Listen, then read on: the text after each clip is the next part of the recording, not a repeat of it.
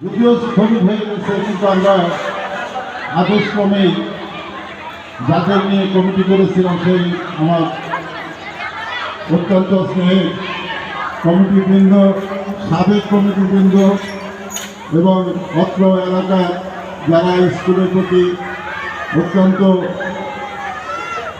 সহৃদয়ের সাথে কাজ করে থাকেন, পাশে থাকেন, সেই এলাকার মুরব্বিয়ান উপস্থিত আছেন, অত্র বিদ্যালয়ের শিক্ষক মণ্ডলী, ছাত্রছাত্রীবৃন্দ, অভিভাবক অভিভাবকবৃন্দ, সকলে আপনারা যারা উপস্থিত আছেন, আমি আপনাদেরকে জানাই আমার সালাম। আসসালামু আলাইকুম ওয়া রাহমাতুল্লাহি ওয়া বারাকাতুহু। আমি আজকের এই দিনে অত্র বিদ্যালয়টি নির্মাণ করতে গিয়ে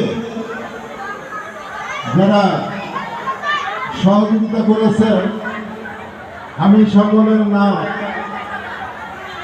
আমি বলতে পারবো না।